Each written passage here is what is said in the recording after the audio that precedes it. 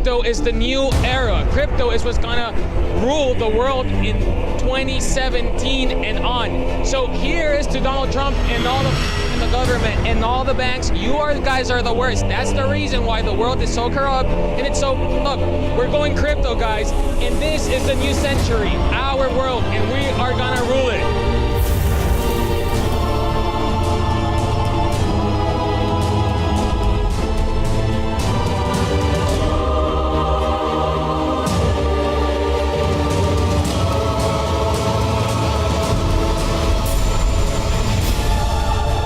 Bitcoin is bringing a lot of the financial resources necessary to support Puerto Rico with its restart. We got to know the history, fell in love with the people. We had a corporation in Delaware.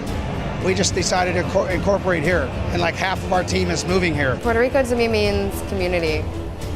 It means innovation. It's a place that we can call home and operate as global citizens. My biggest impact on Puerto Rico was money I put into real estate, a lot. And John Paulson bought up all this, Condado area and built, it put zillions of dollars in real estate. Puerto Rico is a hub for blockchain technology innovation. And in a few years, the rest of the world will see that impact. I've been told by people that they're very excited about what we're doing. There was a shock after the storm, then there was an anger, why isn't anybody helping us? And now there's a sense of resignation out there. Puerto Rico is happening. Give Puerto Rico an opportunity. Technology is taking over. This is a new world.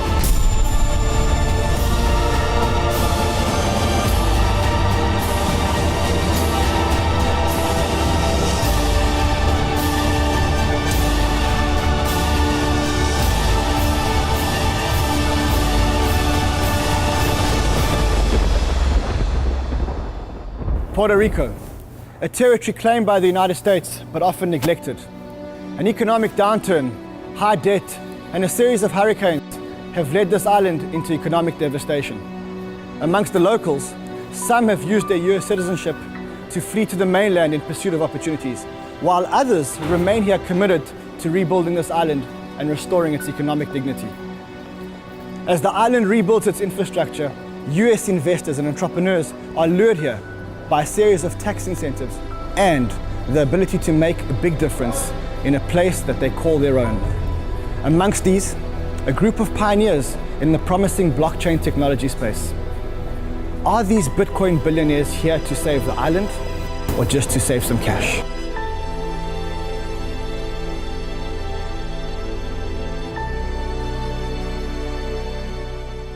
The island of Puerto Rico was hit by Hurricane Maria on September 20th, 2017, killing at least 55 people and devastating much of the island's infrastructure.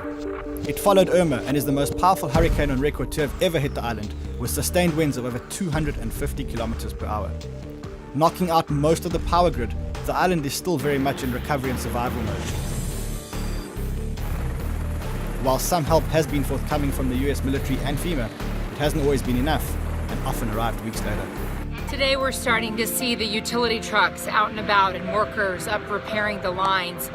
A lot of the power lines are above ground, and so there was so much more damage. They're going to have to go in and rebuild power poles and string new line all across the island. And today, one of the police officers that I talked to, who'd been into the central part of the island up in the mountains, said these people are looking at maybe a year without electricity restored.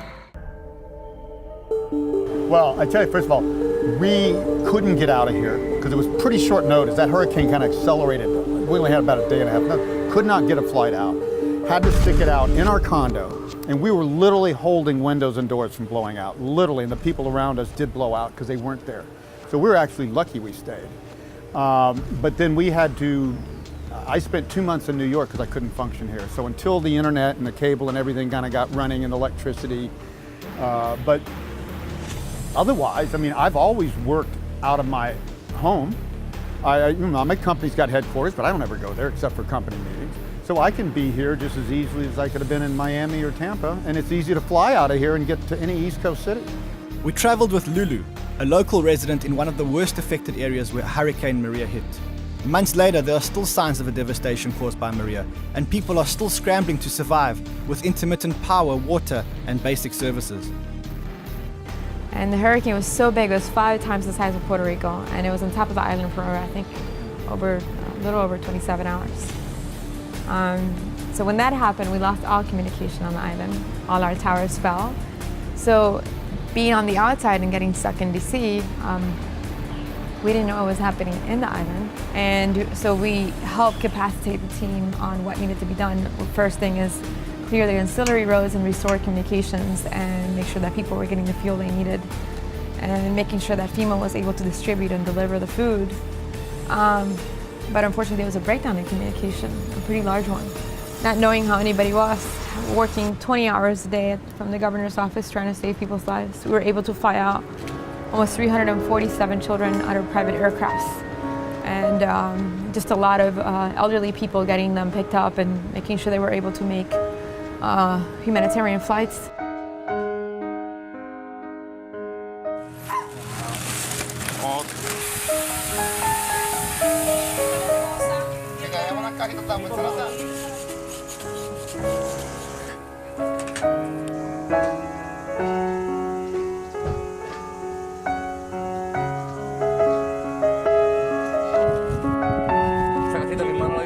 So you have to meet my neighbor here on my street.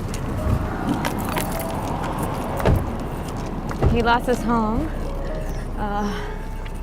after the hurricane. We haven't been able to get it back up. His name is Roberto. Robert. Yeah. So, is this his house? Is this where he lives? Es aquí donde usted vive.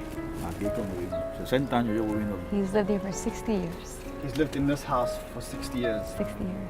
¿Qué es lo que necesitas para ayudar? What do you need to rebuild? I'm asking.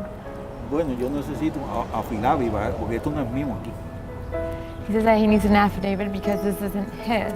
This is actually an issue that's happened here in Puerto Rico, that people inherit their families' homes, but they don't actually do the deed transfer. So the house got destroyed by the hurricane, and now he needs to rebuild it, and he can't rebuild it because he doesn't have an affidavit. Pero principalmente, okay, hace una semana usted no se siente muy bien. I'm asking, you don't feel so well. Sí. Okay. ¿Qué es lo que pasó el mes pasado? Yo me traté de ahorcar. Since last month, I tried to kill myself. He tried to kill himself last month. Sí, no hace mucho. ¿Fue durante el día o durante la noche? Durante el día. Okay. ¿A qué hora? A las 7 de la mañana, chacho. At 7 a.m. Okay. How? ¿Cómo? Ahorcarme, muchacho. Yo es que yo lo recibo, Okay. He says he tied a rope around his neck. Lo recibo, chacho. He says he couldn't take living. No aguanto más aquí, chacho. Living there. He can't take it. Well, what I see is an incredible job done by FEMA, done by the Coast Guard, the Army, the Navy, the Air Force, and Marines. I think that the job of the first responders has been something like I've never seen before. What FEMA's done, what the people that got here even before the hurricane have done, and the governor is with us, and your mayor is with us also, and governor. What's happened in terms of recovery, in terms of saving lives, 16 lives, that's a lot. But you compare that to the thousands of people that died in other hurricanes, and frankly were not nearly as severe. I just have such respect for FEMA and for all of the people that got here early. You know, I embarked on a journey down here in late 2013, early 2014, with a focus on banking. And so that's when, you know, kind of the idea all starts to get set and take hold. And then it was like, okay, we're all going to come here. I've been telling my friends this the last couple of years. And I said, 2018 looks like it's the year the hurricane hit. And I said, well, so much for that schedule. I think we need to go now. And so we accelerated the timetable because they need the help now. And a year is a world of difference.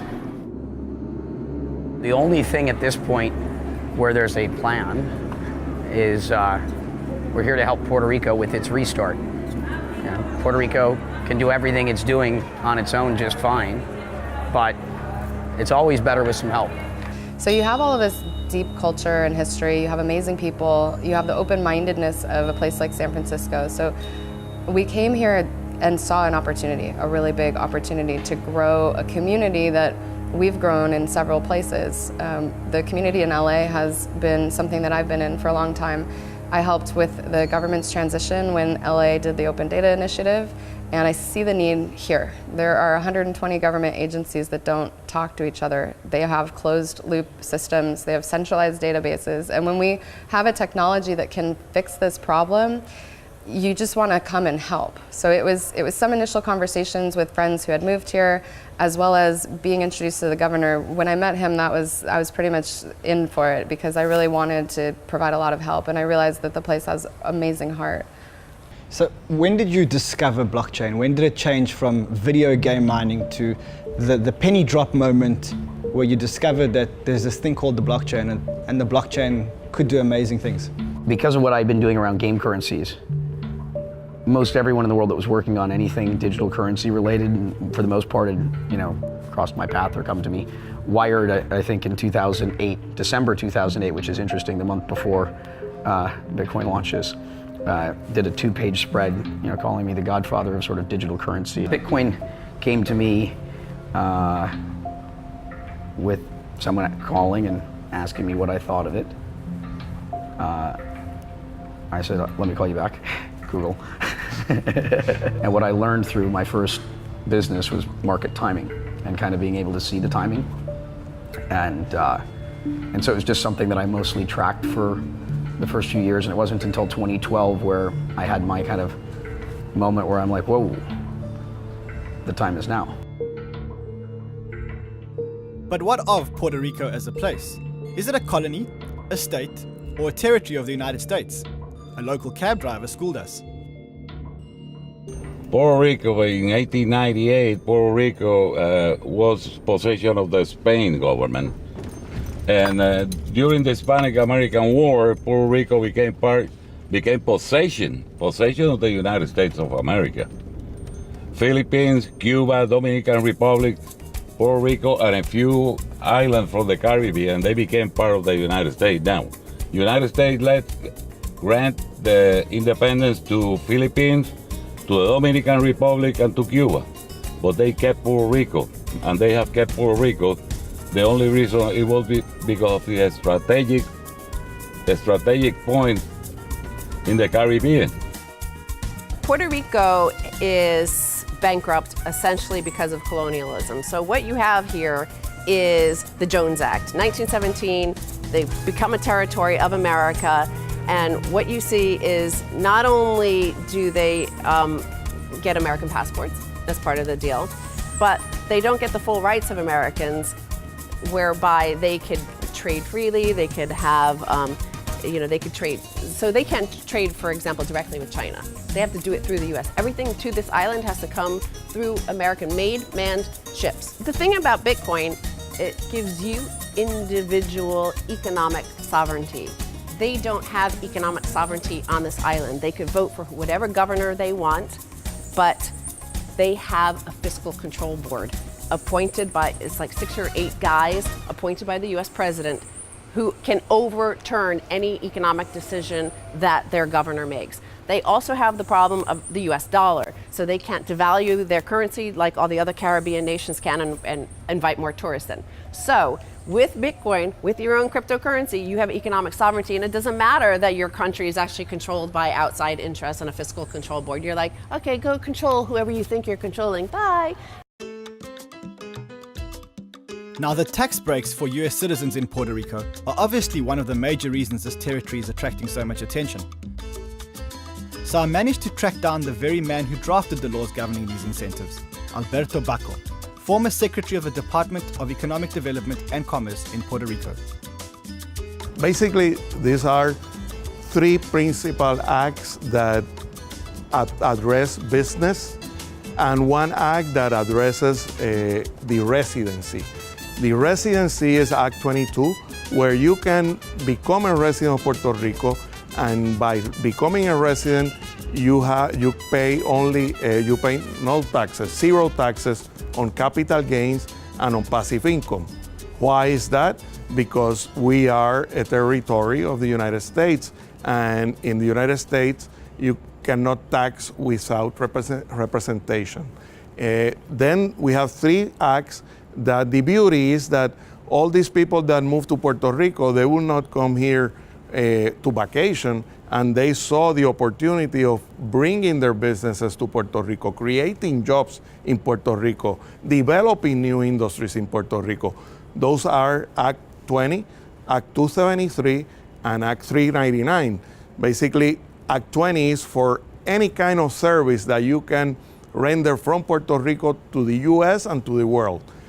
Act 399 is basically insurance services where you can render all type of insurance services from Puerto Rico, and it's called the International Insurance Center.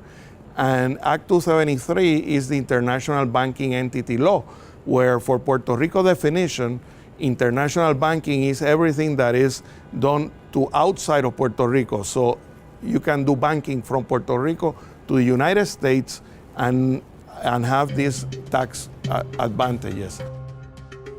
With the adoption of this attitude and the inception of these laws, Puerto Rico has quickly become an attractive and potentially lucrative place for many of these crypto billionaires. Now, one of the first major crypto players to set up home in San Juan was Michael Turpin, founder and CEO of Transform PR, which has represented more than 50 ICOs in the space. I had heard about Act 20 and 22 from someone outside of the crypto community first, friend of mine in the investment banking crowd, and he was doing public offerings in China and living in California, barely traveled home to California and yet spent 53% of his taxes on IPOs in China to the US government in California, and he thought that was kind of crazy. And so someone had told him about the Act 22 and Act 20 down here, and he moved in 2014, and he kept telling me what a wonderful place it was and how I should think about this since I do business all over the world. And the more I looked at it, I was like, this looks like a very viable thing to do. And in 2015, when the price of cryptocurrency was starting to trade in Ethereum and Factom and some other early tokens, which I've been an investor in and I've been a marketer of, I went to my wife and said, you know, we should look to moving to Puerto Rico. Reeve Collins has been a long-standing pioneer in the Bitcoin blockchain space, and he was the co-founder and CEO of Tether. His efforts revolutionized the way currency is transacted by creating the world's first fiat currency platform on the Bitcoin blockchain. He's also quickly adapted to the chilled Puerto Rican lifestyle. Right now, what's going on, especially in Puerto Rico with the hurricane and the disasters that it's faced and the financial troubles that it's in, and the fact that it's part of the US, but it's still a territory, so the laws are slightly different, meaning sometimes there's more flexibility or more ability for people that come in to hopefully positively influence the regrowth of Puerto Rico, right? Because we recently had a big conference here called Restart Week. So it was multiple conferences, a lot of different people from all walks of life that are very interested in blockchain technology, but also about giving back to the community and making an impact. They all came to Puerto Rico because they realized that there's a unique opportunity that's not present very often to really make a difference. The reason being is because the hurricane kind of hit Restart, right? It was a terrible disaster. A lot of the island is out of power still. Today, some of the island's out of power, but it was out of power for 6 months. And what that does is it levels the playing field. It removes a lot of, at times, some of the boundaries and the entrenched interests. And everyone says, look, we're ready for change. We're ready to make a difference. And now we have this new community that revolves around blockchain technology. And what blockchain technology really does is a new way to transact. It's a more efficient, more transparent, more democratized way, meaning it provides access to everyone to transact. And that can transact with currencies or contracts or value. It just enables much more transparency in business. And having the ability to have everyone come down here and see how they can use that type of technology to apply to such a beautiful place is really going to make a difference. I think the crypto community at its heart is very idealistic, and really only because the people who are in it at the very, very earliest came from that background, right? Like they really are, they have causes in their heart that they want to see happen, and they want certain things to happen in the world. And so that's a very good thing, right? And so we have to find a balance of idealism and practicality, and also understanding that we are all outsiders and we're treading on somebody else's ground, right? And so it's great that there's all this private capital coming to the island, but again, it's hubris to think that we all know what's best for the future of the island. Are you here for tax reasons? I came here initially for tax reasons. Now I'd say I'm here for tax and lifestyle reasons, and this is where my home is. So you speak of this place as your home now, and it is my home. There are two sides to this place. I mean, there's the one side which you look out here and there's these beautiful condominiums and they've all been rebuilt and there's power restored and there's running water. But there's another side to the island after the devastation of the hurricane. Are you giving back to the other side of the island? Absolutely. So I'm trying to give back in as many ways as I can.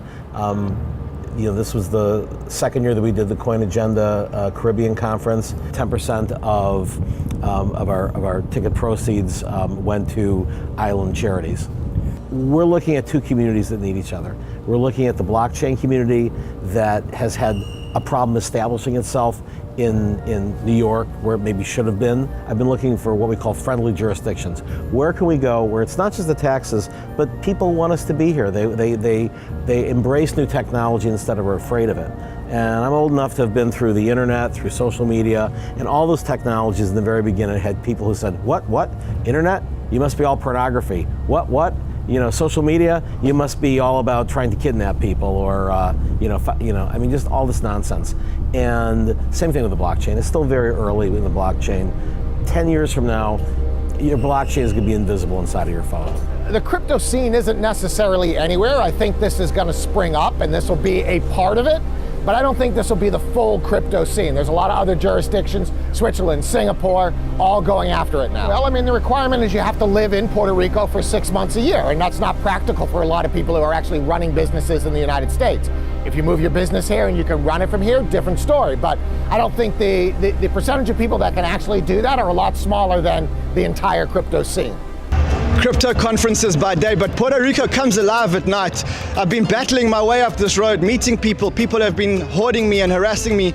Some that know what's going on in the crypto scene, and others, who try to sell me Bitcoin out of their pockets. There's been a cryptocurrency revolution that's been happening here, especially after Maria. I think it's accelerated people's desire to bring economic opportunity to the island. It's absolutely necessary. There's still parts of the island that don't have power, which I don't understand how in a developed country at this point we are not able to restore power to places. So what is a Bitcoin? It is a cryptocurrency. And where do you buy a cryptocurrency from? All different kinds of online exchanges. Coinbase is one of them. And what's the price of a Bitcoin today? Oh my gosh, it's I think it's isn't 10,000, 15,000? Where do you buy Bitcoin from? You can buy it anywhere you want. Anywhere. You can buy it online, you can buy it down the street, you can buy it at the liquor store, you can buy it anywhere you want. Bitcoin is everywhere. If you want some Bitcoin, you want some Bitcoin? I'll sell you some Bitcoin right now. How much is one Bitcoin? One Bitcoin? Yeah. One Bitcoin? 1,300. I'll take one. I think there's a lot of uncertainty in the investment. It's like volatile. It's like risky. You get a lot of, you can win a lot or you lose a lot. So is the blockchain going to have more of an impact on our lives than the internet had on our lives, relatively? I mean, people are talking about the blockchain revolution being bigger than the internet revolution. Yeah, so another area is because the internet revolution really just democratized information. Because it wasn't secure, a lot of the other amazing things that could be done with the internet were never done. Because if it's not secure, you can't put money on it. You can't put all the other sort of interesting things. You can't put voting on it. You can't put governance on it. You can't do any of these other things. You can't put energy systems in it. If it's not secure, you can't put critical systems there. You can only use it for information. Not that information isn't valuable, but it's one pillar. So the internet has basically only been one pillar of what's possible. Once you've now secured it, all of the other things become possible. So it's probably 10 times bigger than the internet, maybe 100 times, but probably at least 10 times. I mean, it's an incredible opportunity to upgrade systems, to create mass efficiency in a way that creates a higher quality of life and fairness for everybody. It creates transparency around systems. I mean, it's a game changer.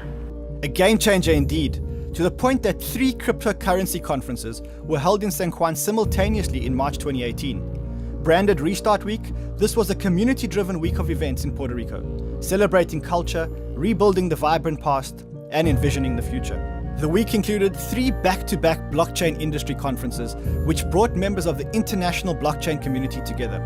These conferences shared a common objective of tying the Puerto Rican community with the emerging blockchain technology verticals.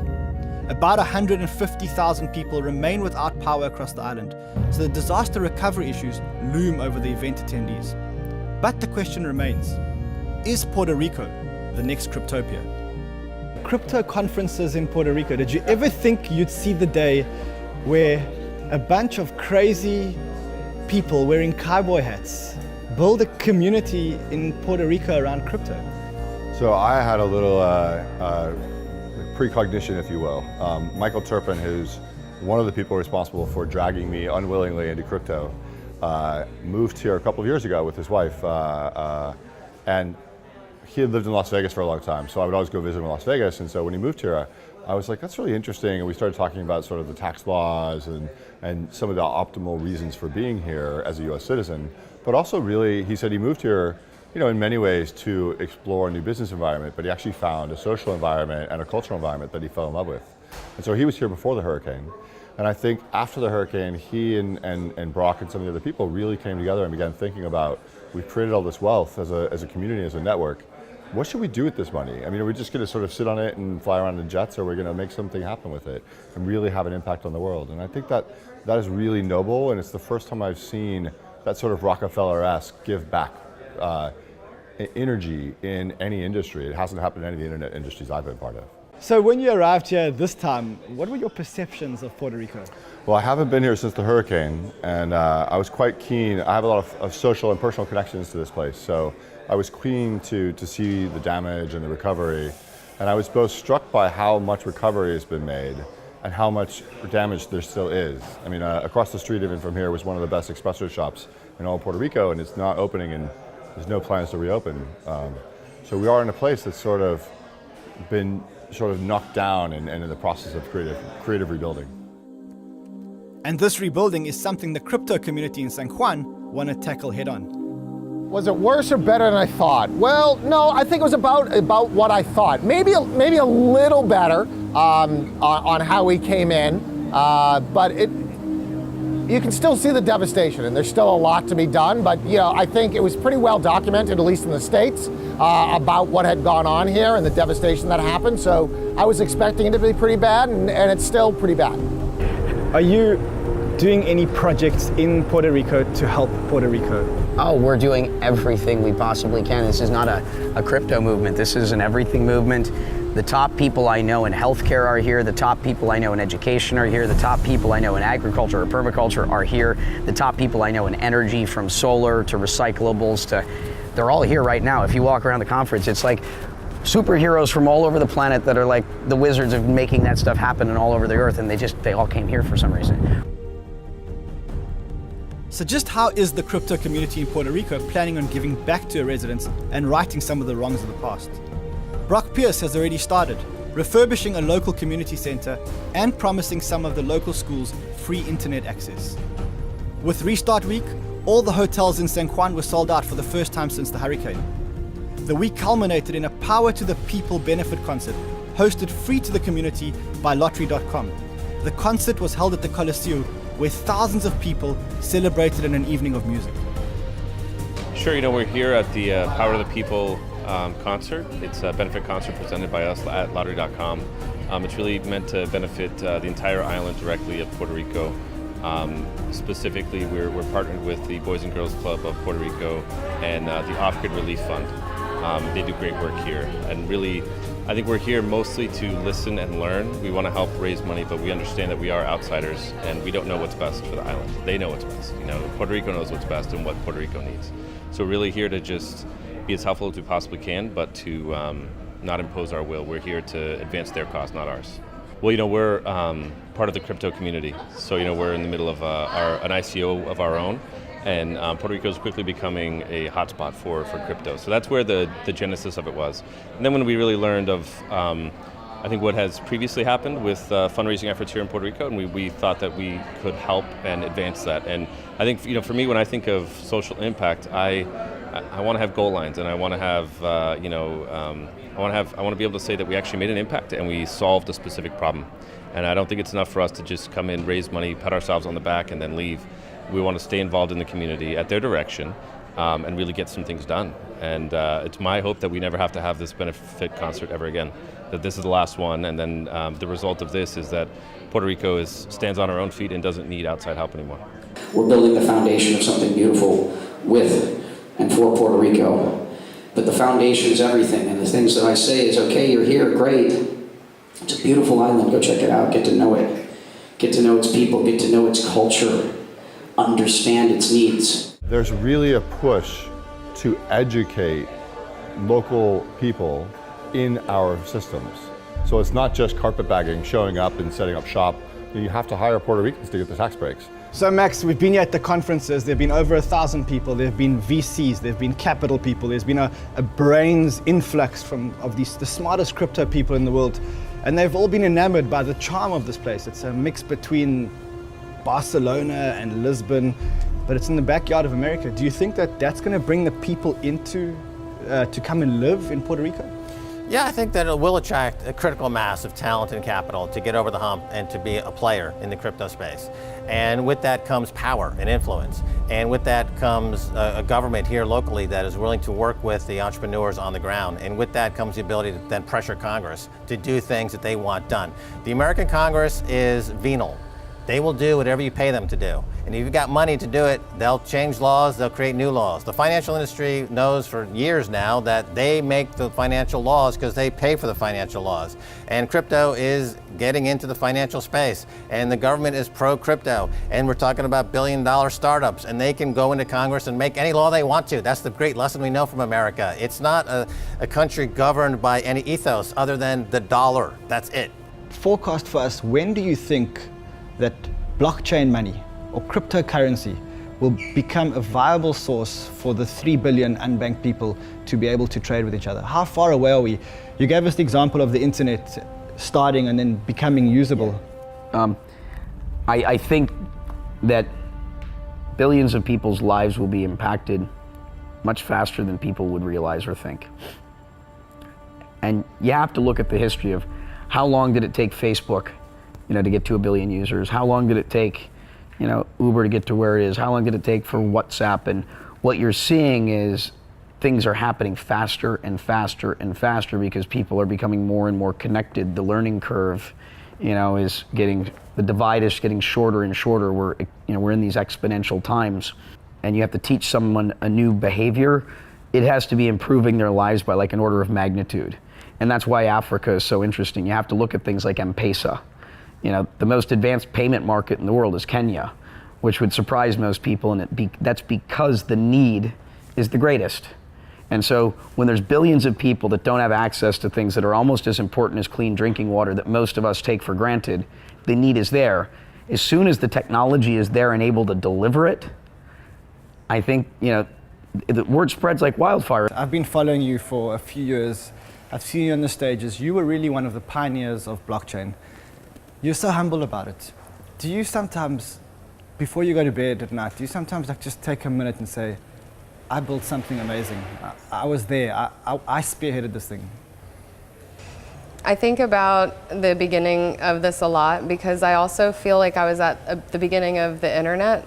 Having lived before the internet, for anyone who has, a distinctive difference from the moment that things turned on, and connectivity forever was permeating our lives. So I've grown through that, and when I was 11, I started coding, and that was when I first fell in love with the building side of it. So when some people are using Legos and building blocks, I was just writing lines of code. Some people were learning French and Spanish. I was learning how to speak computer languages. And so I think that it's been deeply within me understanding what the beginning of something looks like. The blockchain is the thing that, to me, shows the world is radically changing, way more than what the internet did. The internet was the first version of this. The blockchain is the biggest improvement we've ever seen. So to me, it's an amazing thing. I think about it all the time, how excited I am. I want my children to have the same life that I had in Puerto Rico, where I never thought of living in another place. Puerto Rico is very unique. And my dream is that my family have the same opportunities, that they can operate on a world-class level, work from Puerto Rico in the most sophisticated things. And I really believe that in order for that to happen, is that we have to bring back that diaspora, the talented diaspora, and we need help from talented people. So I think there's two different things. There's speculators and there's builders, right? And so you have a unique asset class. In fact, Wyoming now refers to utility tokens as a new asset class, but this is software that happens to have a tradable market value. Just like gold has a tradable aftermarket value, but you can make jewelry out of it.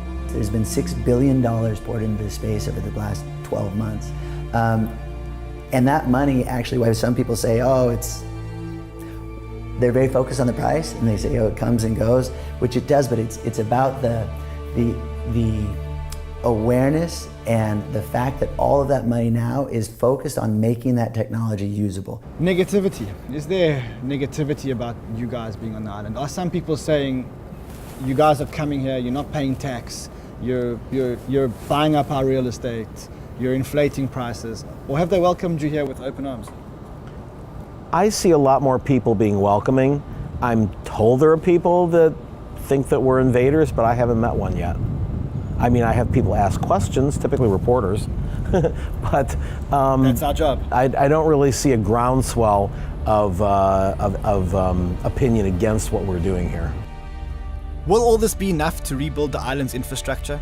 It seems to be having an effect, but only time will tell. What we do know, though, is that Puerto Rico has most certainly been put very firmly on the Cryptopia map. Well, the only economic impact that we have since the hurricane is the federal help. That's all we get. We are idle right now. We are starting to learn to walk again. We are starting to move again. But it's gonna take a little bit of time. There was a lot of people in Puerto Rico that they just. And believe me, and this is something very upsetting. I didn't have power. I stay. There is people that they need, by medical condition and stuff they have, they need places because they need medical care that they were not going to get it to Puerto Rico, they emigrate. Excuse me. But there was a lot of people that they just moved because they didn't have electrical power, They didn't want to sweat. They want to have something as it was before, and they left. They moved. That people, I don't know what they were thinking on those moments. You brought us all here. What can we do to help? Well, Puerto Rico has a PR problem first and foremost. Everyone's showing up, the media showing up, these conversations happening is putting Puerto Rico back on the map. This is one of the three corners of the Bermuda Triangle. It's like a fog or a haze has kind of just hidden this place, and it's not been getting the help that it needs and deserves. And so I'd encourage you to come check it out.